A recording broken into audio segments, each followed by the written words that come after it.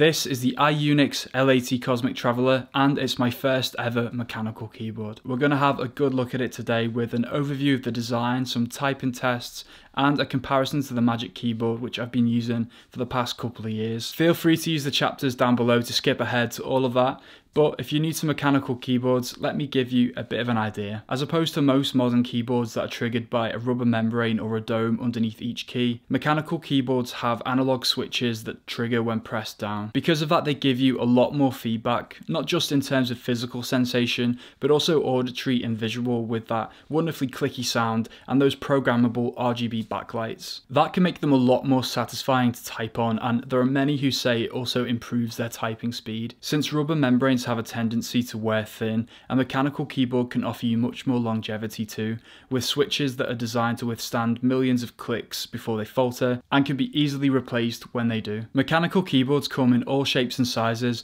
and that ability to customize them right down to the individual switches behind each key is what's driven a thriving community of modders, gamers and productivity nerds who have all pushed the category forward in different ways. That creativity and thoughtful design is what's really drawn me into the world of mechanical keyboards, especially this IQUNIX L80 Cosmic Traveller. Based on IQUNIX's original L80 frame design, this is an 80% keyboard, so no number pad, but very compact. The raised function keys add a sense of depth to the casing, which is made out of ABS plastic and has been modified to resemble a space shuttle. I just love how much attention to detail has gone into bringing this space theme to life.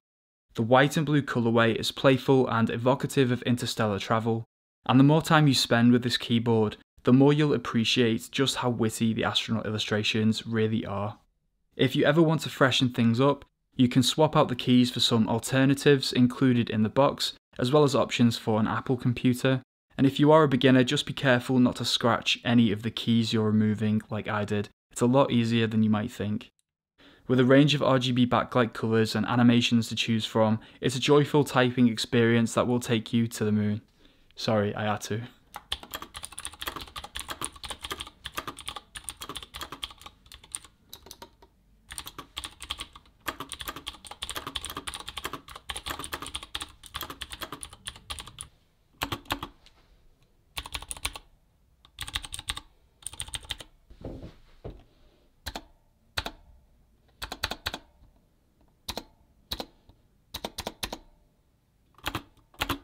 As you can see, I'm a pretty average typer. I rely on a few fingers to do most of the heavy lifting, and I'm a little bit too clumsy for those cherry blue switches to really improve my typing speed. However, having broken my hand a couple of times, I do find that prolonged typing on a smaller keyboard like on a laptop can actually cause aching throughout the day, which I've never got on this keyboard, or to be fair, the Magic Keyboard by Apple. The problem is that throughout the week, I'm mostly working from an HP laptop with Windows 10, and it stubbornly won't connect to my Magic Keyboard or mouse via Bluetooth. Connecting it directly by USB doesn't seem like an option either, because Windows 10 doesn't seem to support the drivers for the Magic Keyboard. These bugbears that come with running a dual setup with a Windows laptop for work and a Mac Mini for personal use mean that buying a dedicated keyboard for my work computer was absolutely worth it. Having said that, if it wasn't for those complications with my work computer, I was completely fine working on a Magic Keyboard. I know it's not to everyone's taste, but I still think it's a very well designed piece of tech. And no matter how well designed an ABS plastic case may be,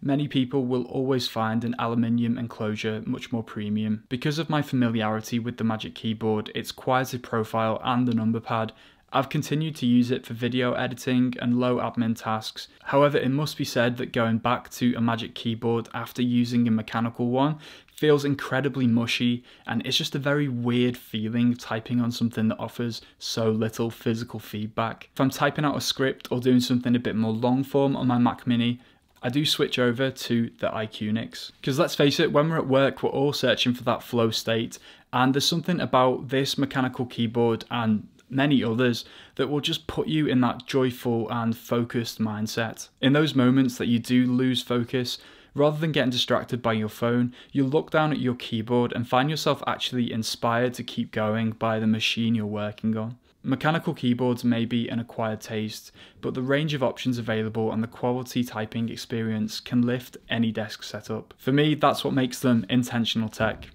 If you've got any questions about this particular keyboard or mechanical keyboards in general, leave a comment down below. I answer every single comment, so I will get back to you.